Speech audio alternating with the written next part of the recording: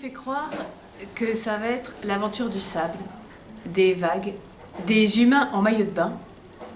Et voilà qu'à l'heure du goûter, on retrouve le pain de la maison, le beurre de la maison, la confiture de la maison. Je proteste. Il faut du nouveau, du interdit d'habitude, du gras, du sucré. Il faut du beignet de la plage.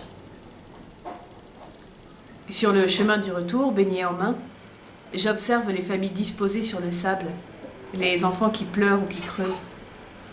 J'attends d'être sur ma serviette pour manger mon beignet. Je cherche notre parasol, mais je ne sais plus combien de pas j'ai fait entre lui et maintenant. Et je ne sais plus non plus de quelle couleur il est. Il y a beaucoup de familles sous parasol qui ressemblent fort à la mienne, en moins bien. Pas peur, j'ai un beignet à la framboise.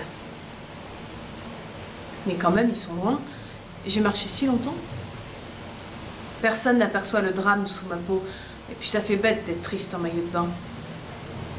Est-ce que je les aurais dépassés? Si ça se trouve, ils me blaguent. Ils m'ont bien vue, mais ils ne m'appellent pas pour voir si je suis très courageuse. Ou bien ils ont changé de coin, mais tout de même, ils auraient pu m'attendre. On pourrait m'enlever après tout. À la télé, on voit souvent des petites filles qui disparaissent. Ou est-ce qu'ils s'imaginent que personne ne voudrait me kidnapper, peut-être?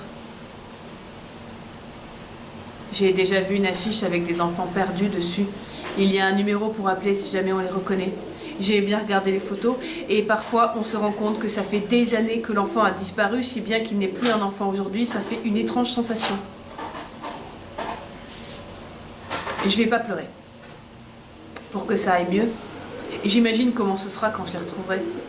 Je me précipiterai sur eux, mais lentement pour pas qu'ils devinent comme j'ai eu peur. Mon beignet me pend au bout du bras. Le gras fait des petites flaques sur le sopalin.